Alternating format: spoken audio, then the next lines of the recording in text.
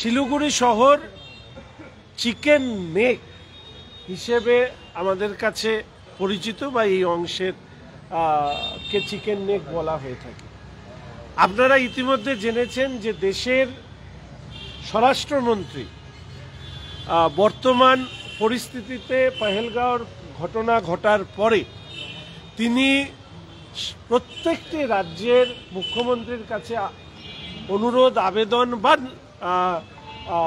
নির্দেশিকা যাই বলুন না কেন, সেখানে পাকিস্তান ন্যাশনালসরা যদি কোনো রাজ্যে থাকেন তাদেরকে দেশ ছাড়ার একটি নির্ধারিত সময়সীমা বেঁধে দেওয়া হয়েছে। এক্ষেত্রে ভারতবর্ষের বিভিন্ন রাজ্যে এই ব্যাপারে আমরা সংবাদ মাধ্যম, সমাজ মাধ্যম সেখানে বিভিন্ন খবর পেলেও একমাত্র আমাদের পশ্চিমবঙ্গে এই ব্যাপারে কি হচ্ছে সেটা সম্পর্কে আমাদের সাধারণভাবে কোনো তথ্য মানুষের সামনে নেই। এই বিষয়টি আমরা মাননীয় আইসি সাহেবের মাধ্যমে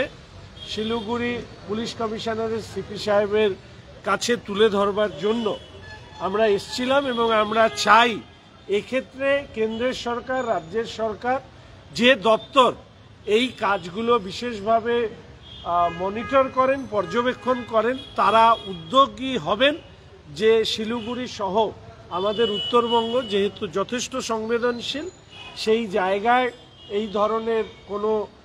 পাকিস্তান ন্যাশনালস দীর্ঘ দিনের ভিসা, হেলথ ভিসা হোক, ট্যুরিস্ট ভিসা হোক, লং টার্ম ভিসা হোক, সে সমস্ত নিয়ে এখানে থেকে যাচ্ছেন কিনা এটা যাতে পুলিশ একটু বাড়তি নজর দেয় এবং এক্ষেত্রে যাদের সহযোগিতা দরকার সেক্ষেত্রে পুলিশ প্রশাসন সেই সহযোগিতা নেন, তার আবেদন জানিয়ে। শুধুমাত্র পাকিস্তান নাগরিক না বাংলাদেশ? দ্বিতীয়ত হচ্ছে এই সময়কালে দেখবেন যে আমরা বারবার করে বলেছি যে আমি আজকে একটি পোস্টও করেছি যে শিলিগুড়ি শহর বিভিন্ন দিক থেকে ঘিরে ফেলা হচ্ছে। আমাদের শহরে অনুপ্রবেশকারীদের সংখ্যা বাড়ছে বলে আমরা মনে করি এবং সেক্ষেত্রে শাসক দল এমনকি তৃণমূল কংগ্রেসের কাউন্সিলর, এমআইসিরা পর্যন্ত অভিযোগ করছেন যে নদীর চরে লোক বসে যাচ্ছে।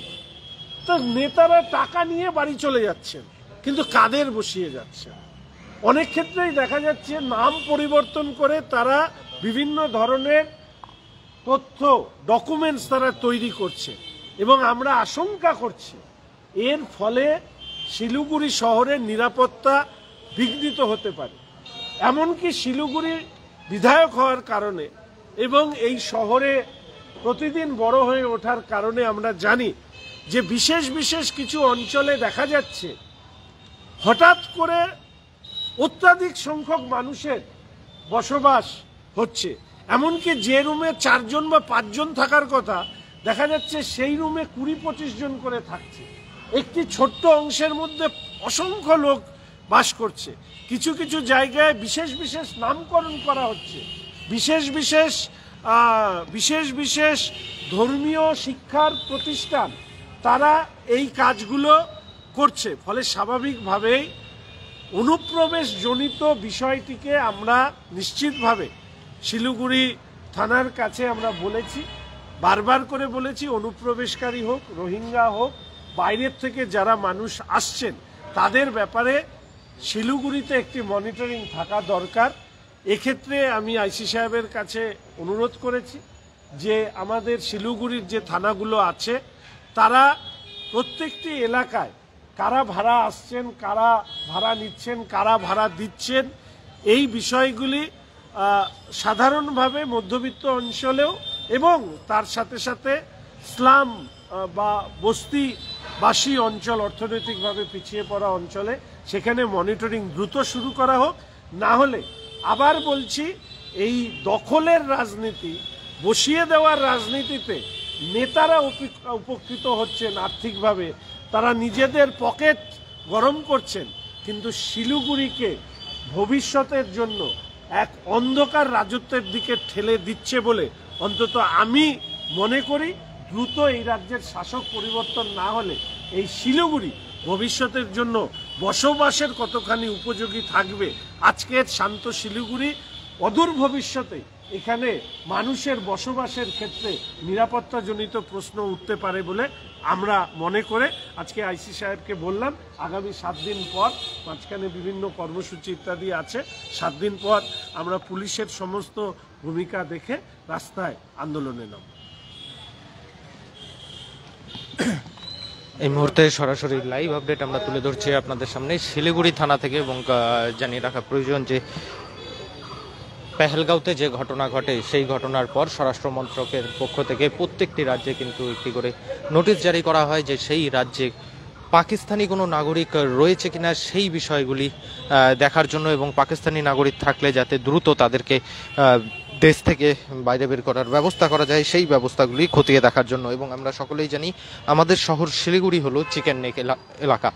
যার 3 দিক থেকেই ইন্টারন্যাশনাল বর্ডার দিয়ে ঘেরা, একদিকে নেপাল, একদিকে বাংলাদেশ এবং ভুটান, এই 3টি বর্ডার কিন্তু রয়েছে এই চিকেন নেক এলাকায়। এবং শিলিগুড়িতে কিন্তু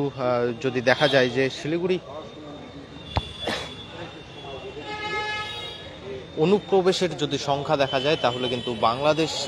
বাংলাদেশিরা কিন্তু শিলিগুড়ি দিয়েই বেশিরভাগ ক্ষেত্রে অনুপ্রবেশ করে, এবং তাদেরকে কিন্তু গ্রেপ্তারও করা হয় পুলিশের পক্ষ থেকে। তবে আজ বিধায়ক শঙ্কর ঘোষ শিলিগুড়ি থানায় এসে পৌঁছায় এবং শিলিগুড়ি থানার আইসির কাছে তিনি আবেদন করেন যেন যদি শিলিগুড়ি শহরে বা শিলিগুড়ির আশপাশ এলাকায় অর্থাৎ শিলিগুড়ি মেট্রোপলিটন পুলিশ এলাকায় আইসির মাধ্যমে তিনি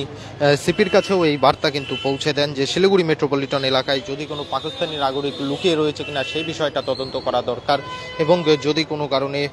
ভিসা নিয়ে পাকিস্তানি নাগরিক লুকিয়ে থাকে তাহলে যথাযথ ব্যবস্থা নিয়ে তাকে যে স্বরাষ্ট্রমন্ত্রক যে নির্দেশ দিয়েছে সেই নির্দেশ মতো কাজ করার, সেই নির্দেশ মতো ঠিকঠাক কার্য হচ্ছে কিনা সেই সমস্ত কিছু খতিয়ে দেখতেই আজ শিলিগুড়ি থানায় এসে পৌঁছেছিলেন শিলিগুড়ির বিধায়ক শঙ্কর ঘোষ। এই মুহূর্তে সরাসরি সেই লাইভ আপডেট আমরা তুলে ধরলাম আপনাদের সামনে। পরবর্তীতে শহরের আরো নানান আপডেট নিয়ে জড়িত থাকবো আমরা, ততক্ষণ দেখতে থাকুন খবর সময়, চোখ রাখুন খবর সময় বাংলায়।